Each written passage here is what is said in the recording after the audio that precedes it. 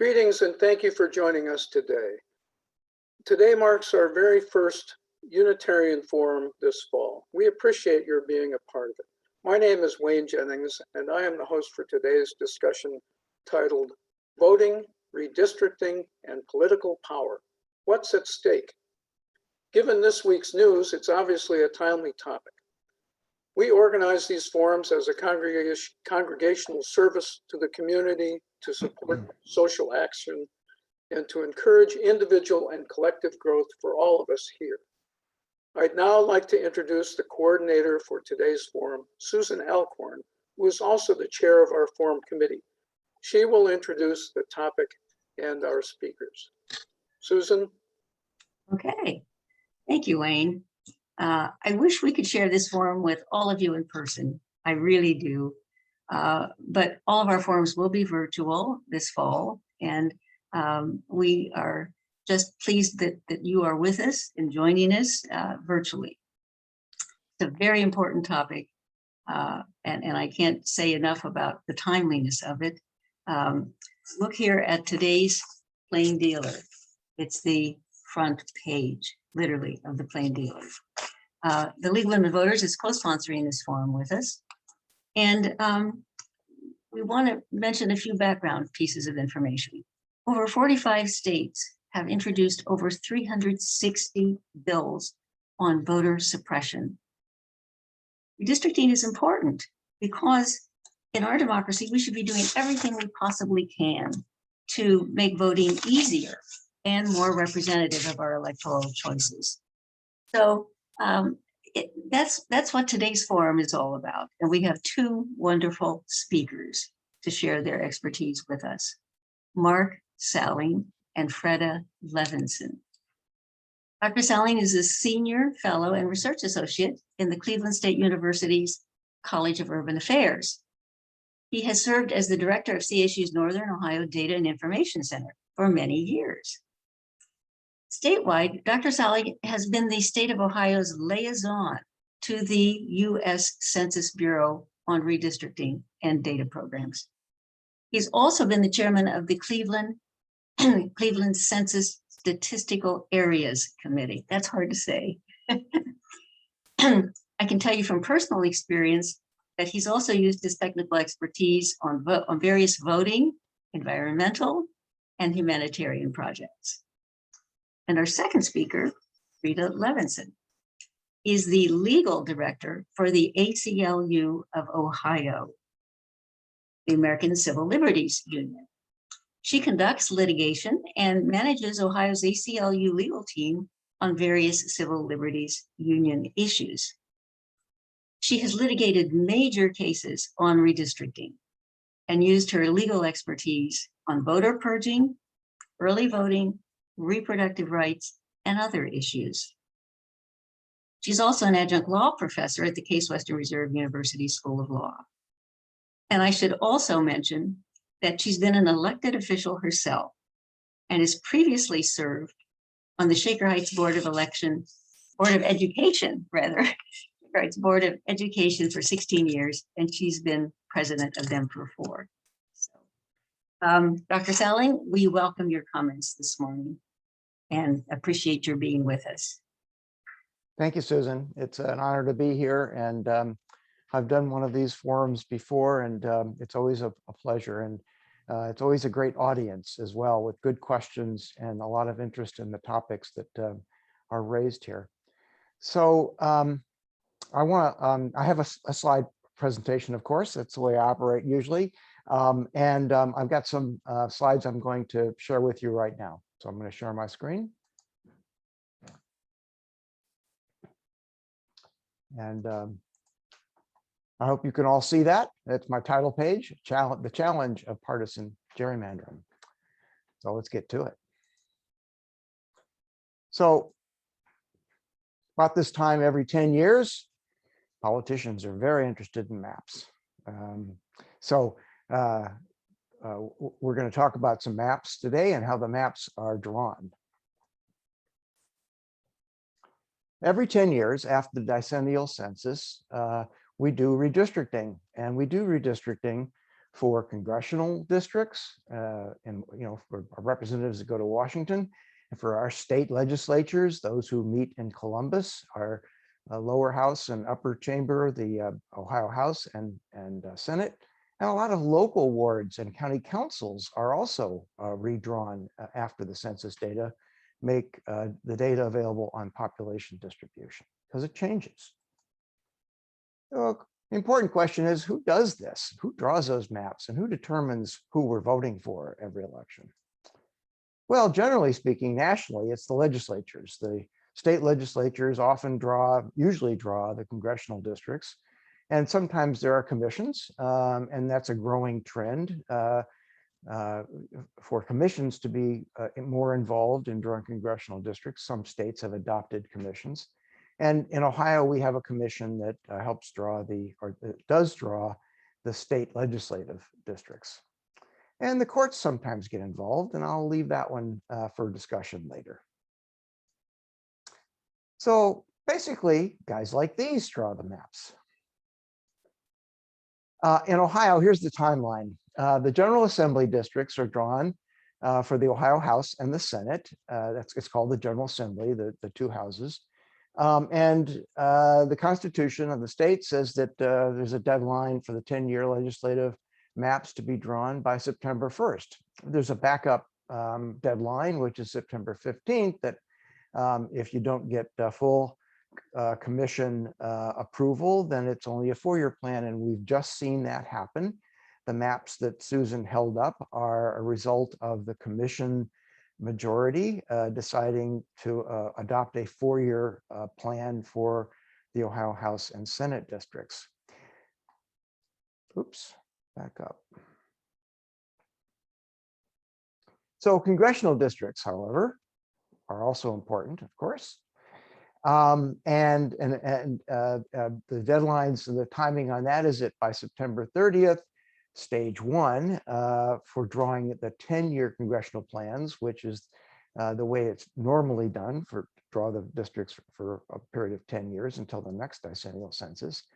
And they require, according to our current Constitution, which was approved several years ago by the voters, it requires 60% of the General Assembly approval, with a majority of the minority party also approving. And if that doesn't happen, if you can't get the minority to go along, then the deadline drops back to October 30th for a stage 2 for the possibility of drawing a 10-year map. And that's done by a commission, the same commission that just approved the General Assembly districts for 4 years. And the commission consists of the governor, the secretary of state, the state auditor, and 2 legislators from both of the major parties, Democrats and Republicans. So that's a 7-member board or a commission.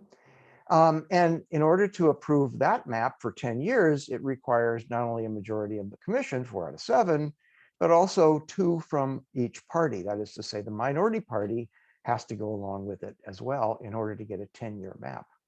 If that doesn't happen, then on November 30th, there's a stage 3 for a 10-year plan possible, which requires approval of, again, 60% of the General Assembly. And this time it drops down to 1/3 of the minority party approving, down from that 50% initial effort. And so 1/3 of the minority can go along with it and get a 10-year plan.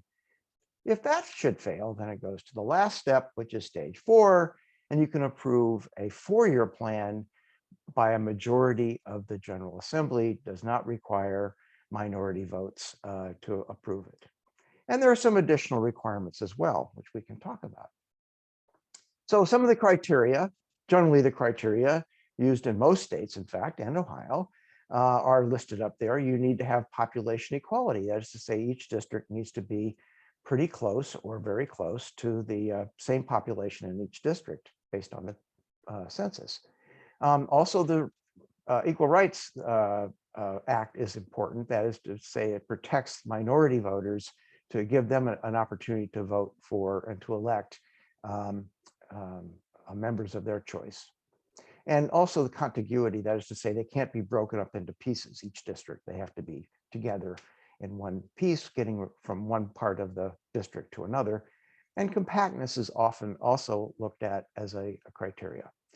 And in Ohio, with our current rules, we also put limits on splitting up some counties and some of the large cities to keep them together. Some of them, not all of them. And if the last stage is used, that fourth stage of drawing the congressional districts, then some other factors get involved. One being the concept of proportionality, which means that the number of votes for a given political party in the state should generally roughly at least be close to the number of seats they won. That's called proportionality.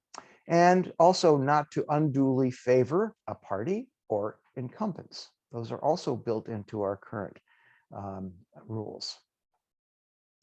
So partisan gerrymandering is the act of drawing the boundaries of electoral districts in a way that gives one party what we call an unfair advantage over its rivals. And of course, the word unfair is kind of key there. It depends on where you're coming from and what the rules are that you can abide by to call a plan fair or unfair.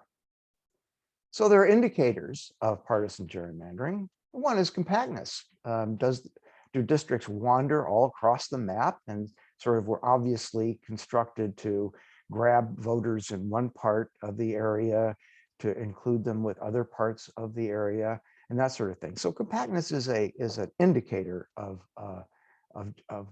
partisan gerrymandering. It's not an absolute measure, however. And there's also competitiveness. How many districts can be won by either party? That if there aren't very many competitive districts, it indicates likely building of those districts such that one party or the other is very likely to win instead of being a very competitive kind of situation. And then another indicator is what we call representational fairness, which is really that proportionality concept that I talked about. What is the difference between the proportion of votes for the political parties and the proportion of legislative seats won by those parties? They should be in balance, roughly, at least close, if we have a situation in which there's proportionality. And without that, then it's an indication, not proof, but certainly an indication, a strong indication that some partisan processes or factors have been built into the building of the maps. So we can look at some data. This is the Ohio House, and this compares the proportion of votes obtained by the Democrats over the last a decade and the proportion of seats won. And you can see in the green the proportion of votes by Democrat candidates for the Ohio House, and the number of seats won is in every case less the proportion of seats won. So about a third of the seats have been won over the decade with some variation, but the number of votes they obtained is something less than 50% certainly, but up in the 40s. And so there's a disproportionate number of seats won compared to the votes obtained. And the Plain Dealer has been reporting on this with the likely outcome of the currently approved House and Senate districts, showing that the Republicans who are in control in this situation have drawn districts again, which will disproportionately give them more wins than they get in terms of the proportion of votes that they get in the state for their candidates. That's what we're likely to see, something very similar to this pattern over the next 4 years, unless the courts change something, and we can get into that later, as I said. So in terms of the congressional pattern concerning representational fairness or proportionality, this is the situation over the last 20 years, really, when the same party, the Republicans, have been in control of drawing the maps. And I say this knowing and expressing that if the Democrats were in control, they might do the same thing. This is a nonpartisan issue in a sense, because in some states, the Democrats have done the same kind of thing where they draw the districts to their advantage. So when I talk about these things in positive or negative ways, it has nothing to do with any preference for Republicans or Democrats. It's a discussion of the process that's involved and whether the controlling party is doing something that is either positive or negative concerning our voting rights.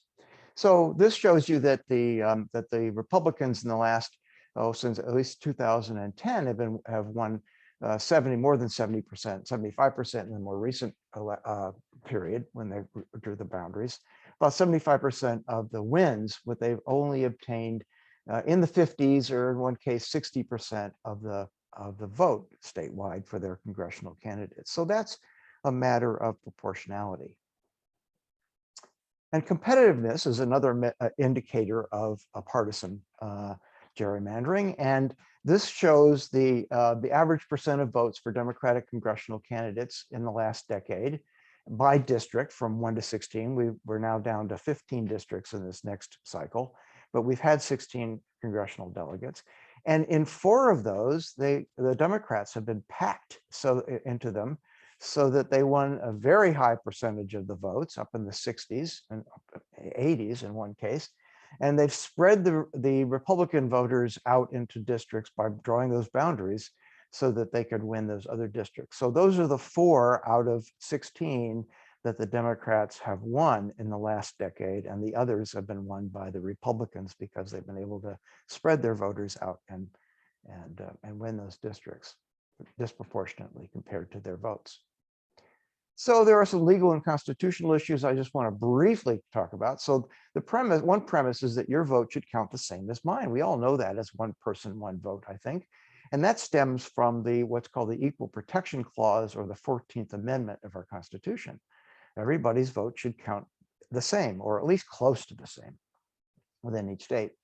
Another premise that the government should not suppress your free speech, which is called viewpoint discrimination, which is a form of content discrimination, and discrimination against speech that is based on the content of the speech, such as your voting preference, should be protected, or is protected, by the interpretation of the First Amendment of our Constitution. So there's some basic principles that the courts have been asked to look at concerning whether or not partisan gerrymandering has gone too far. So I want to report on a case that happened with Ohio. Ohio brought a suit to the Supreme Court eventually about Ohio's congressional districts, and Freda can talk a lot more about this if we need to. But this is the report by the expert who prepared an analysis of the congressional districts that we have now, Professor Wendy Chow. And she has a supercomputer, and she simulated maps based on from a baseline for comparison to the current districts. And she used the following list of criteria, which are the standard ones used in Ohio. And so used what is legally there, but she did not include any data about partisanship, where the Democrats and Republicans were. She had over 3 million simulated maps of what Ohio's districts could possibly look like using the acceptable criteria, if you will. So what are the results? Some of the results are, for example, for each district, of the 16 districts, this happens to be one district, and you can see where the number of votes that the simulated maps came up with would have elected a Democratic candidate, but the actual House Bill 369, which is the actual the actual act that created the current districts, were far away from the statistical average, if you will, of those 3 million simulated districts that could have been drawn for that district. Republicans, in some cases, were also disadvantaged because they were stuck in a district which was gerrymandered and packed with Democratic voters, and they didn't have a chance really of getting their choice for Congress selected. Overall, the simulated maps showed that the Republicans should have won about 8 or 9 of the 16 seats. And in fact, they won, of course, the 12 seats over the decade. So there's a high probable statistical conclusion that the congressional districts were gerrymandered significantly in terms of proportionality and in terms of competitiveness. And I'm going to skip through this, but it also shows that there are very few competitive districts as well in the state as a result of the way they were drawn 10 years ago. So unfortunately, the Supreme Court ruled a year and a half ago, saying that it was beyond the reach of the federal courts to decide whether or not there was extreme partisan gerrymandering. Chief Justice Roberts noted that excessive partisanship in the drawing of districts does lead to results that, quote, reasonably seem unjust. But he said that does not mean it's the court's responsibility to find a solution. And as one Republican, David Lewis, a chairman of the North Carolina legislature on the committee, put it, I propose we draw the maps to give an advantage to 10 Republicans and 3 Democrats because I do not believe it's possible to draw a map with 11 Republicans and 2 Democrats. In other words, he'd like to go even more extreme if he could. In other words, the Supreme Court has abdicated its responsibility, these are my words, to require that voters are fairly heard in selecting the legislative representatives of their choice. While it is the function of the court to ultimately decide when a state is violating the Constitution, this court in a 5-9 ruling said it should be up to each state to decide the extent to which the citizens' votes matter. So leave it to the partisan politicians to decide whether they are being too partisan at the expense of democracy. In other words, leave it to the partisan politicians, you know, these guys. So what now? We must focus on preventing gerrymanders in the first place. Before it would possibly get to the federal courts, because the federal Supreme Court has said it's not up to the federal courts. So it has to be dealt with at the state level and local level. So I advise to pay attention, as we're doing today, obviously. Get involved if you can. Advocate if you can in favor of more fair districting. And support nonpartisan organizations in their efforts to monitor and critique the process and the outcomes. Participate if you can in nonpartisan efforts to evaluate redistricting plans. Some organizations we could talk about in Ohio also allow the citizens to offer what they think are fair plans, and you can participate in that process. So I will show you a short clip.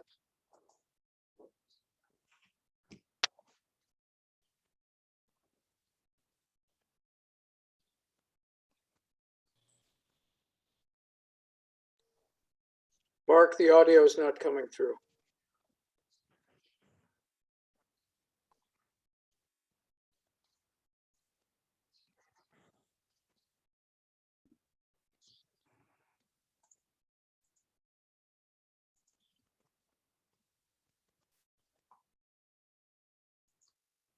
Oh, sorry.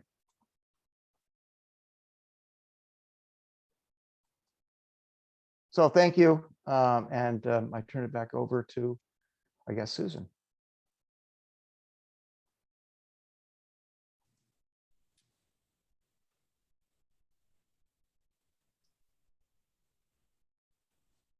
Freda? Hello, everybody. I'm Freda Levinson, Legal Director of the ACLU of Ohio. Good morning. I just one correction with the introduction. I am not currently an adjunct professor at Case Western Reserve University. I have been in the past. It was a great pleasure and honor to do that. I'm at the ACLU of Ohio full time.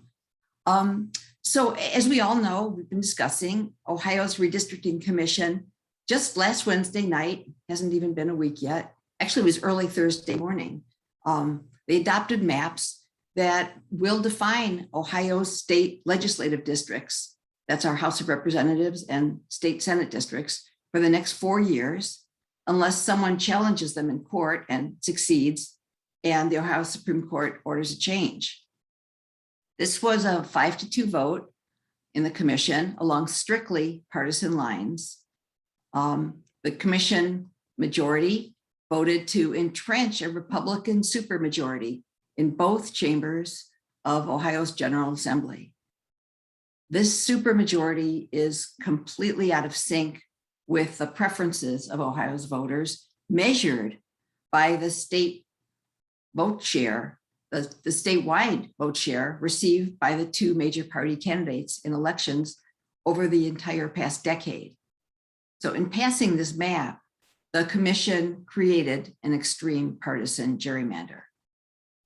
As Mark pointed out, the state of Ohio has a history of gerrymandered maps. Both parties have taken advantage of the opportunity to gerrymander whenever they've held the pen to draw the maps.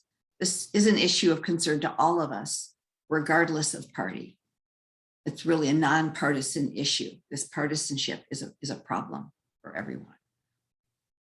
For the two previous decades, the General Assembly maps in Ohio, and also the map defining the districts for Ohio's congressional House of Representatives, were particularly gerrymandered, causing severe partisan skewing consistently in favor of the Republican Party, which controlled the map drawing process.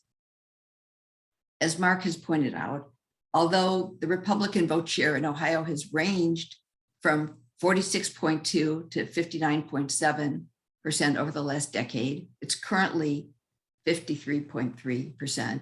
The gerrymandered districts drawn by that party have allowed it to secure 60.6 to 66.7 of the seats in the Ohio House and 69.7 to 75.8 in the Ohio Senate, and consistently exactly 75% in the US House of Representatives. These are secure and consistent. The result is that public officials don't have to be accountable to their constituents, and the legislature ends up not reflecting or carrying out the will of the people.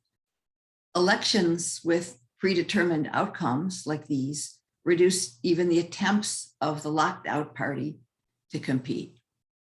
In the 2020 Ohio House election, 20% of seats weren't even contested. And in the Ohio Senate, all but one of the incumbents had no primary challengers. And when election results are determined before the first ballot is cast, voters are discouraged from participating in the process. We can fight against voter suppression, as Susan mentioned at the outset. We can work for reforms to ease registration, to preserve absentee voting, to get more drop boxes, the whole panoply of other reforms and purges, all these needed reforms. We can fight for these. We could win them. We could increase the ability to cast a ballot. We could educate voters. We could encourage them to turn out in force. But all of that work, all of it, is completely frustrated when voters live in packed or cracked districts, so their votes are diluted by gerrymandering. The ballots they cast literally don't make a difference. You could vote all you want, but it won't count. It won't change the result. The extremity of Ohio's gerrymandered districts has been widely acknowledged. We, the ACLU of Ohio, we brought this lawsuit that Mark has described in 2018, challenging the congressional map. And we won an order requiring that the map be drawn. The case was reversed, though, as Mark described, just months later, when the United States Supreme Court determined that partisan gerrymandering was just not justiciable under the federal Constitution. The court never said that we were wrong. It acknowledged in some ways that we were right. It didn't say that the map was actually okay. It just said that partisan gerrymandering isn't an issue that a federal court can address. But now it's a new decade with a new census, and there was a new redistricting opportunity, another one's coming up. And it was the hope and the intent of the voters of our state that things would be different this time around. In 2015, the voters of the state overwhelmingly enacted an amendment to the state constitution that took effect this year. The voters voted overwhelmingly in favor of the amendment, and it's now Article 11 of our Constitution. Article 11 sets out a very, very detailed set of rules. It goes on for pages of very technical requirements, not just equipopulation and contiguity, but very detailed limitations on the instances when counties and municipal corporations and townships can be split. It also contains very, very important standards of fairness. When voters voted for the amendment, the top line of the ballot language, what they saw when they were looking at their ballot, was that the amendment would end the partisan process for drawing Ohio House and Senate districts and replace it with a bipartisan process with the goal of having district boundaries that are more compact and politically competitive. The ballot language went on to say that Article 11 would create a new bipartisan commission and ensure a transparent process by requiring public meetings, public displays of maps, and a public letter explaining why the map was chosen if it's chosen by one party. The ballot language didn't contain all the detailed language about the technical splitting requirements. Those requirements were a means to an end. That's not what the reform was all about.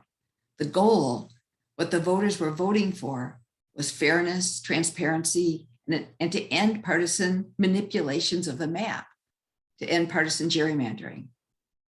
So in our Constitution now, today, as a result of this amendment, at the heart of Article 11 is this language. It's in Section 6.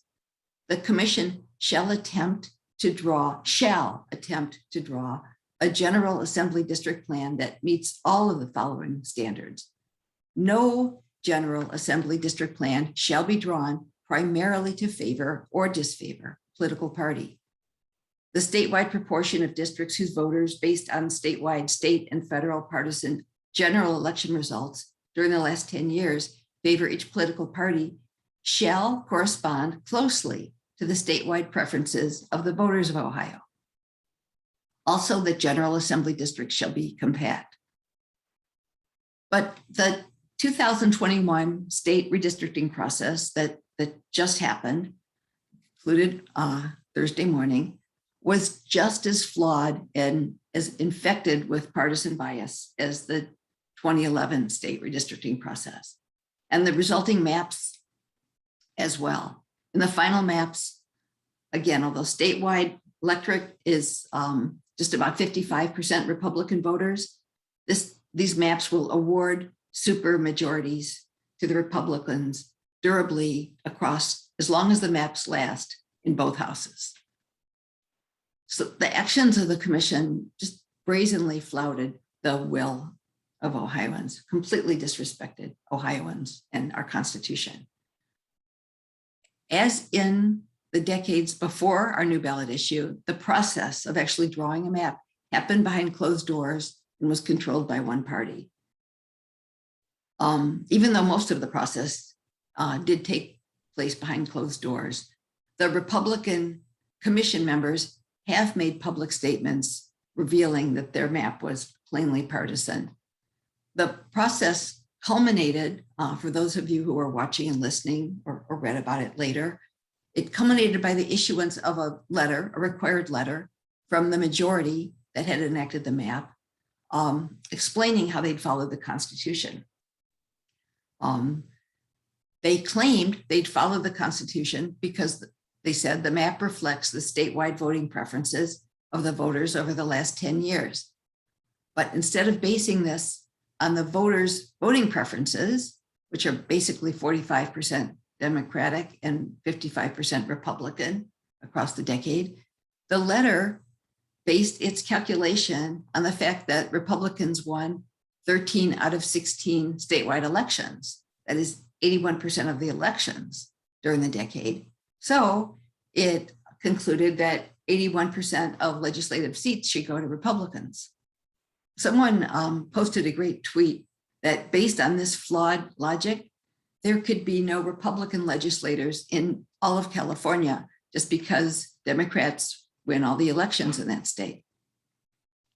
Well, we're about to turn to the congressional map drawing process now for Congress, which is controlled by another new constitutional provision, Article 19, which was adopted by the voters, also overwhelmingly in 2018. And that provision is in effect for the first time this year.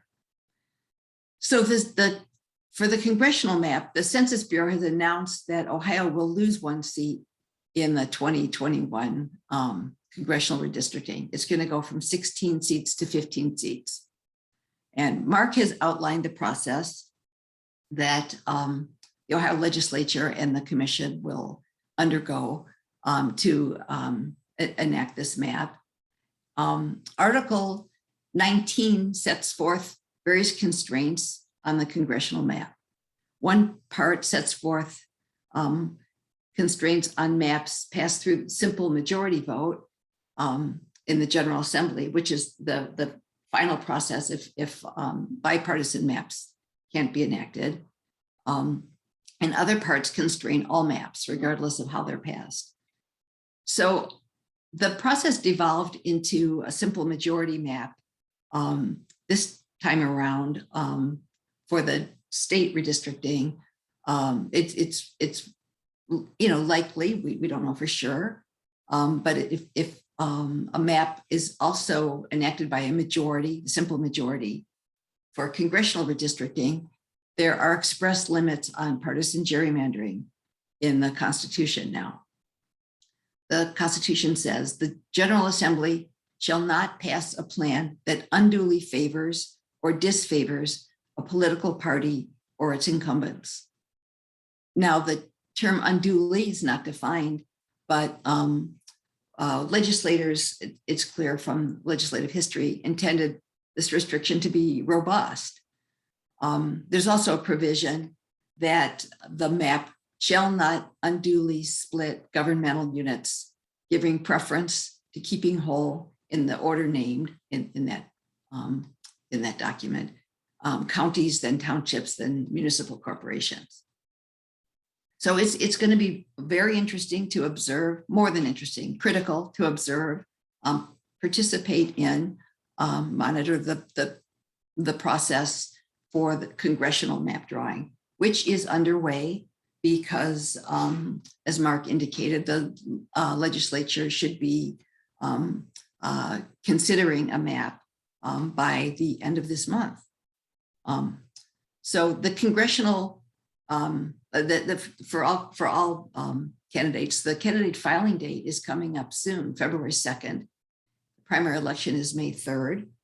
So everything needs to be in place to meet these deadlines. So thank you very much for your attention. Mark and I welcome your questions.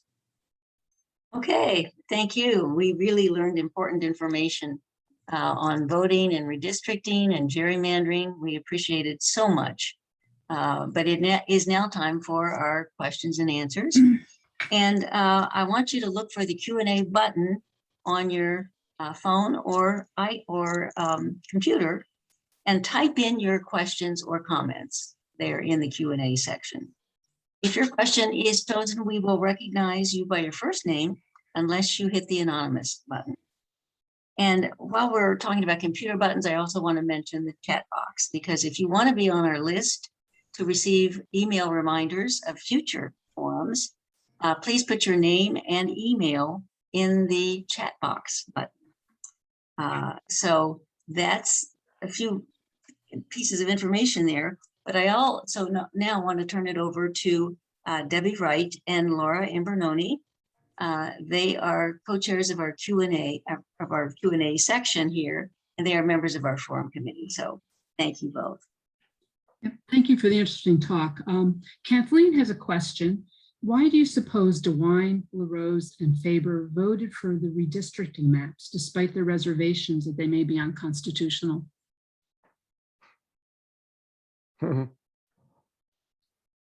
you want to take this one? Well, I mean, it would be speculating. I guess the question is, why do I suppose? Well, a map had to be enacted. It was past the deadline. It was, it was September 16th. The map had to be enacted by September 15th. They said that some of them said that they had hoped for more time to negotiate further. And others said that they felt that further negotiations would lead nothing to nothing productive. They had to do something, and that's what they did. Perhaps they know it's going to go to the court. It's going to go to the Supreme Court, the Ohio Supreme Court. And maybe they felt, well, then let's just see, since they had probably little actual control outside of their party to go against the party, if you will. Maybe they decided in good conscience that the court would resolve the problem.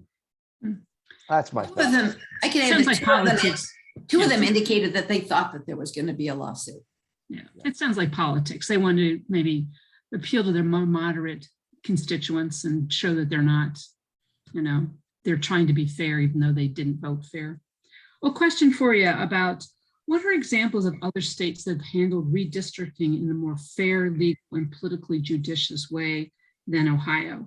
Have the courts played prominent roles in these other states' redistricting issues, or how did they get that about? How did they get that there? Well, I would just note that some states have nonpartisan commissions rather than commissions overtly partisan and appointed in a partisan way. Yeah, Michigan If you have a recently. commission composed of politicians appointed by politicians who are, then it becomes a partisan commission. Yeah, so some states have taken in recent times efforts to take some of the partisanship out of commissions, and Michigan, for example, has a new law about a process using a commission, and they've tried in their construction of that to keep the partisanship minimized. California is also held up as an example of using a commission that's supposedly nonpartisan.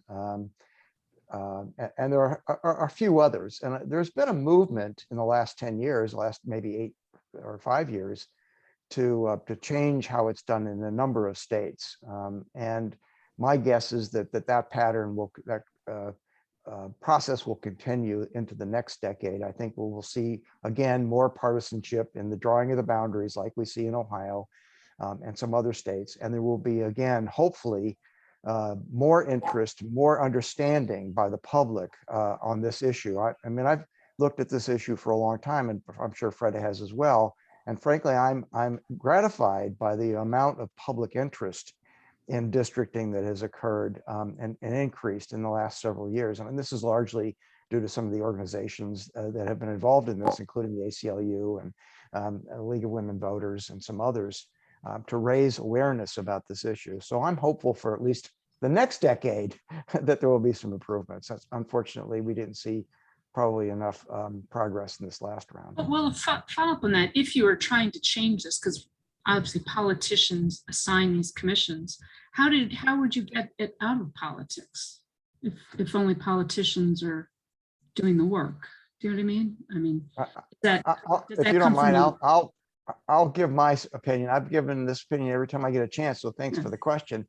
I believe in public participation, and I believe, and I've seen, and there have been experiments along this line, including what's done in Ohio with the Fair Vote organization, to enable participants to, on the internet, using relatively very simple tools, to draw districts according to criteria that we all agree are fair criteria, fairness criteria, and let citizens draw districts.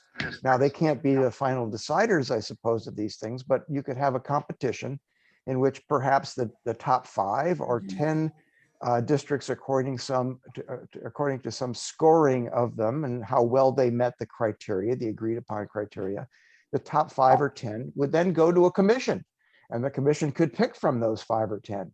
It's been shown in experiments like this that the results of that are far better, always far better than the maps that have been drawn by the politicians. So you could take the cream of the crop from the public and let the politicians then pick from the cream of the crop.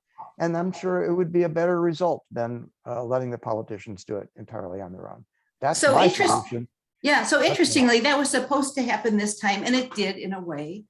The public was invited to submit maps, and there were two competitions held by two groups in the state that received robust numbers of submissions. People do, as Mark said, draw maps using this open source, like Dave's redistricting tool. It's free and available and good, that allows you to use the actual data and draw the map and analyze its partisanship and its compliance with voting rights and very sophisticated tools. Amateurs, people from all walks of life created their maps and submitted them.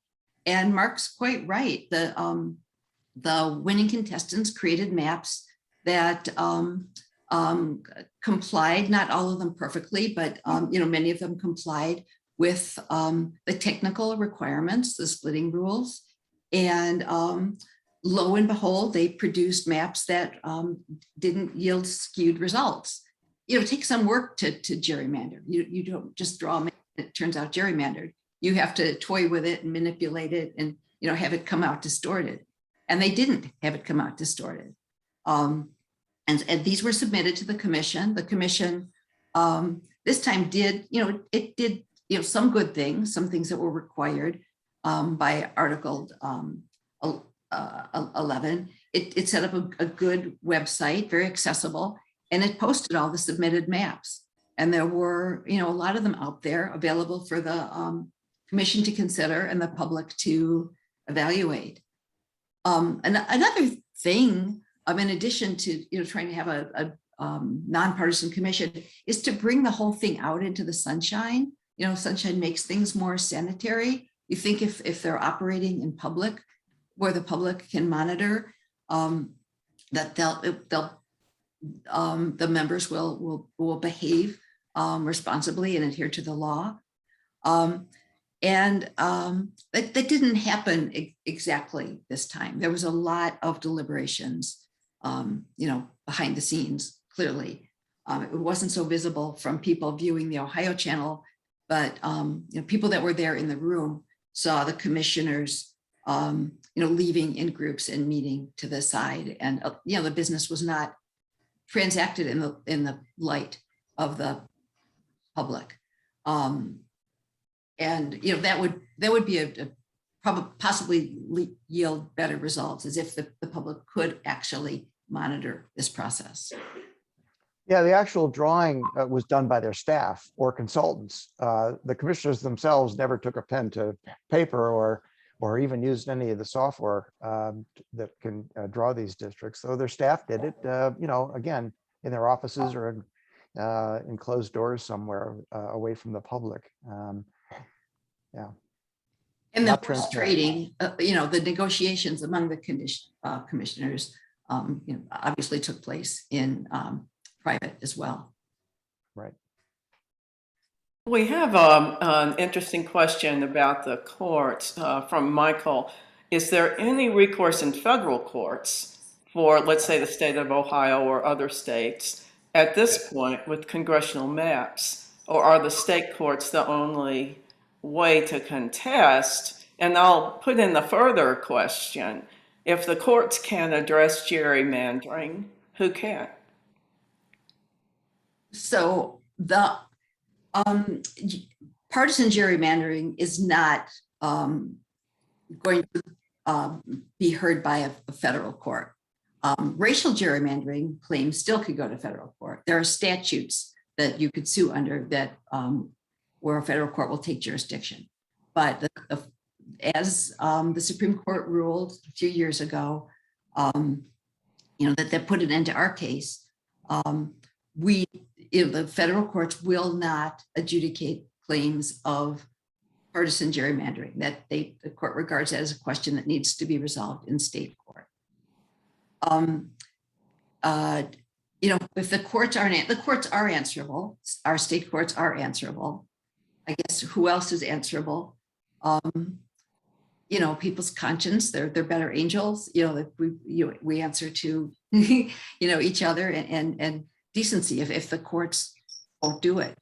If the current, you know, our current constitution isn't sufficient to equip a court to adjudicate you know, this problem and come out with the right answers, I guess it requires, would require the people to come out with their clipboards and pass another set of amendments that would.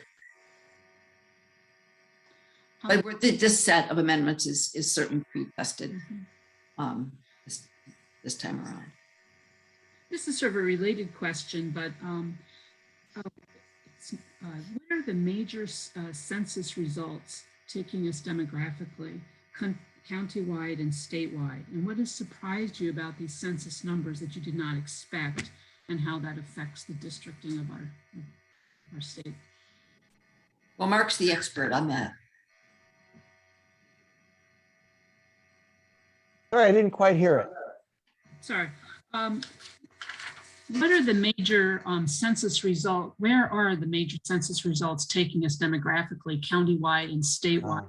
And what surprised you about these census numbers that you did not expect? And how might this affect, you know, us in the future going forward? Well, we found that from the recent census results that there's a lot more, first of all, racial and ethnic diversity in the population than ever before. That might be partly due to the way the questions were asked, but largely, I think, because we've seen, I think, nationally as well as locally, more acceptance of multiculturalism and the fact that we are now maybe more proud of being multicultural in our society. And so probably more people are thinking, well, you know, I do have some Hispanic background in my background, or I, you know, somewhere in my family, I know that there was some African American. So they answer multi-race, that there are multiple races. So I think some of that is because more acceptance, if you will, and more, even pride in diversity. So that's one answer. I think another answer is that we continue to see population migration and movement away from places like central cities, or even the inner ring suburbs in Cuyahoga County, for example, out to the suburbs. There's more development. The developers build more housing.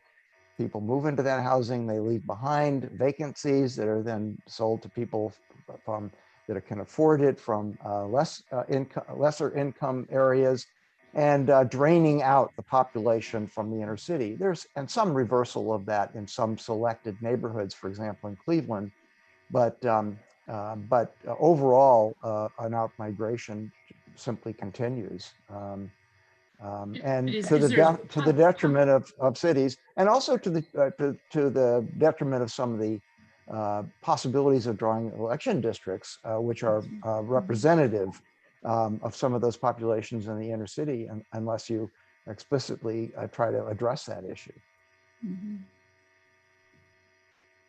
Daryl says, I would like to contribute $300 to the first organization to sue over these new maps. What sort of organizations would be likely to take him up on that?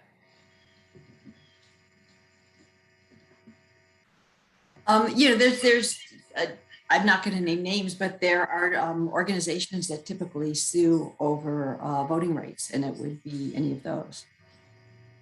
Including the And ACLU. I'm glad he's doing that. That's awesome. Including the ACLU. Well, there's another question here. What actions is the ACLU planning to take to challenge the State House and Senate maps?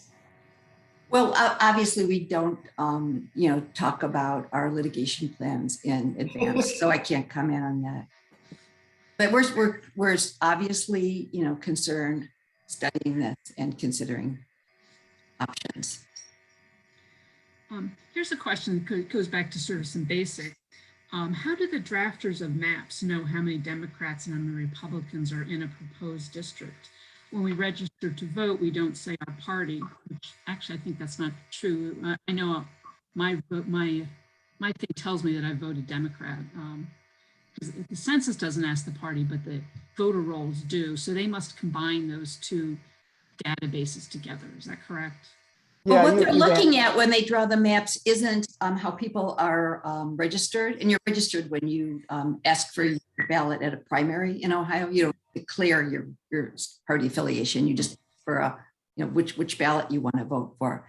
But what they use is the actual results from each precinct from previous elections.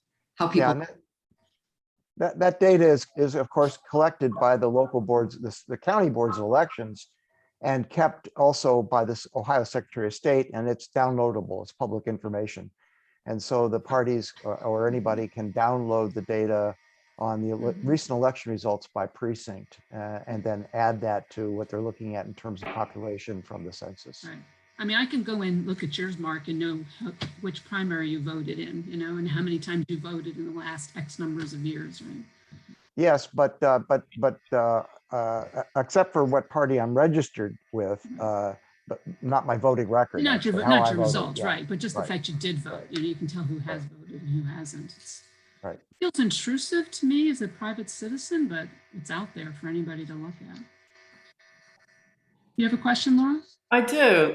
I'm wondering if the right to vote bills that are before Congress now address unfair redistricting and gerrymandering.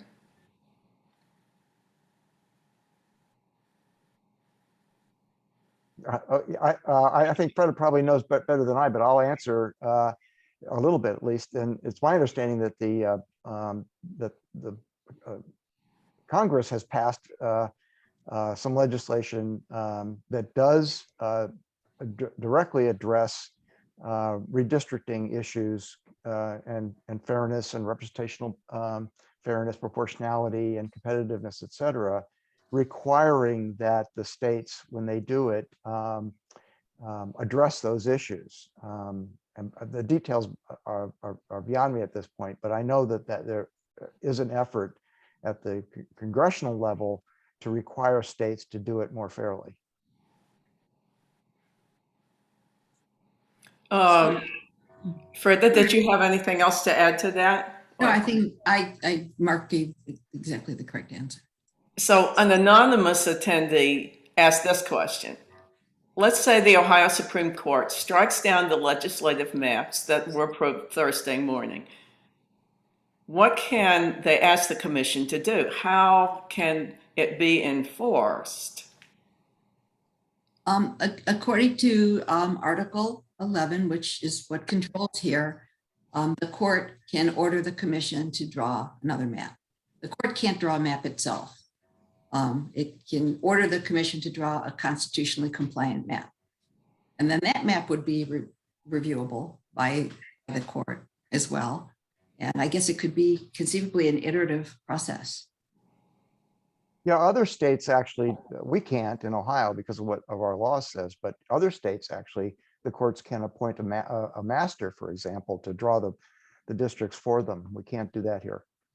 When we won our gerrymandering lawsuit against the congressional map a couple of years ago, the court actually asked, it said that it was going to implement the map that we had submitted to the court as a demonstration map of what a constitutional map would look like. It would order that map unless the state legislature came up with a compliant map. So before these amendments took effect, there was the ability of a court to actually draw a map or order a particular map, but that no longer exists. Okay. Well, here's a question about open meeting laws. And this is from Catherine, can commissioners avoid open meeting acts simply by not being in the same room while discussing the situation out of the public view? I mean, Serial meetings of fewer than a quorum of any public body in order to evade sunshine laws is an evasion of the sunshine laws. You can't get around the requirement to transact business in public by just going off in little, smaller than quorum sized groups. Maybe you do it online. In and out. Does it affect when you're online conversation? I mean, Yeah, telephone calls on that. so this process violated the sunshine laws. Is that correct? This whole process? I'm not completely informed as to everything that occurred and who talked to who, when, about what, but it appears to have. I mean, the newspapers made it sound like they avoided the sunshine laws because they kept on saying, we don't know when they're meeting. They're not telling us. Well, Is that not a to fail to announce a meeting in such a way that it doesn't allow the public to attend is another type of evasion of the sunshine law. Mhm. This is an interesting question from Daryl, and I'll ask that, and then perhaps Debbie will have just a couple more to end our question and answer. So I'll ask this one from Daryl. Daryl says, I noticed that every House district approved in Cuyahoga County had more population than average. All but one in Columbus County had less than average. Most rural districts had less than average. That seems to reduce the value of Cleveland's votes. Is this fair and legal? I think that's a really good question. I mean, that's literally being voters by packing more together so that each one counts for less.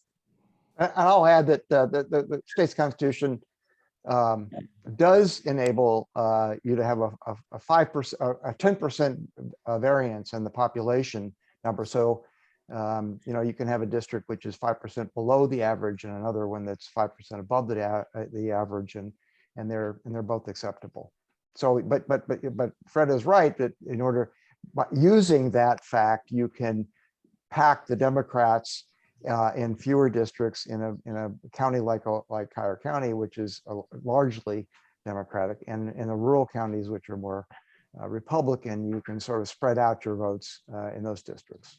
Which is, This is another example of how you can technically comply with all the little requirements of apportionment and where lines go and all that, and draw something that's within the rules, yet that has the effect of creating a partisan imbalance. So it's clear that we learned in grade school that one man, one vote was kind of a lie, in other words. well, on the congressional maps, the court has held that you've got to be a lot closer than that 10% variance that I talked about, or deviation. And then, so you've got to be much closer in the population. So, but they also enable you to be more detailed in your geography, so you can go and capture very small areas in order to attain the population you need for a district, for example. Whereas at the state level, you don't have that ability, that precision. Of course, the other option, the other thing to be aware of is the inaccuracies of the census. I knew people were census takers, and they got threatened by people for trying to ask who lived in the house. So you know that the numbers are not all that accurate. But what if we tried to like dilute the two-party system? What if we use proportional voting instead of Democrat, Republican? What if we gave third parties more of a vote? What do you think of that they have done in other states? Would that create a fairer system? You mean by giving minor parties people? Yeah, percentage of, like the percentage voting. I don't know what all the terms for that are. Yeah, proportional voting is used in other countries, and in other local too, right? elections. It's also used in some local elections. For example, New York recently used some sort of proportional a methodology for their mayoral elections, and it's well favored in other countries around the world. But in the United States, it's rare, even at the local level, and it would probably receive a lot of resistance politically. It's because it's something new and radical. It would have to be sold. You know, Debbie, I do see these two questions that just work together so well, and they're so interesting. So Kathleen says, why do you suppose Dewine, Larose, and Faber voted for redistricting maps despite their reservations that they may be unconstitutional. And the next one is anonymous. It seems like Larose, Faber, and Dewine were begging the Supreme Court to strike down the approved maps. Was that your impression? Can you comment on that? Well, they certainly, said that they were voting with reservations, and at least two said that they expected that the map would be challenged. I would hope their hearts are in the right place. That's what I would say, but couldn't do it for political reasons. Thank you. And now those last questions, Debbie. Oh, I actually don't have any more. I'd just like to know if Freda and Mark have any comments they'd like to finish up with for us to take away. I would just like to thank your audience for listening, participating, because I mean, this is the best solution to this toxic problem, is to Ohioans hear about this and invested in this. And that's a credit to you and to the church to be talking about this at this time. Yeah, I second that. And there were excellent questions. It's obviously a well-informed audience out there. They were, and thank you so much for speaking with us and also answering these questions. I think we can turn it back over to Susan Alcorn at this point. Okay, thank you, especially Dr. Salling and Freda Levinson and our questioners, and all of you in the audience who asked all these good questions to keep us informed about this very, very important topic. I want to talk about next week's forum a little bit here. The next week's forum is titled "The National Economy, Future Bumps in the Road." It will cover the economic impact of COVID-19, rising real estate prices, inflation, and government stimulus programs. The speaker will be Mark Snyderman, Case Western Reserve adjunct professor at the Weatherhead School of Management and former executive vice president of the Federal Reserve Bank of Cleveland. This forum has been recorded, as has been said before, and you can go to uucleveland.org at some point here in the next several days and get and hear it and see it. So the other thing I want to do is to invite all of you to our Unitarian Universalist service at 11 o'clock this morning. We're meeting virtually as well as in person at our congregation's location on Shaker Boulevard in Shaker Heights, but the meeting is outside in the yard of the congregation. The title of today's sermon is "Whose House Are You Living In?" Our new minister, Reverend Randy Partain, will discuss how we seek belonging in communities we did not create, or how we can take ownership of the space where we do live and help co-create a beloved community. So if you can't join today's service outside, please go to our website, uucleveland.org, at 11 o'clock and click on the YouTube icon. You can also go to the Facebook page, Unitarian Universalist Congregation of Cleveland, and see the same thing. So again, we appreciate your continued support of these forums and look forward to seeing you next Sunday at 9:30 at our forum on the national economy. And if you wish to get a reminder of that on your email, if you've not gotten any reminders, for example, this forum, go to the chat box and leave your name and email. Thank you all again for a wonderful morning discussion here on a very important topic. Thank you. This forum is now ended.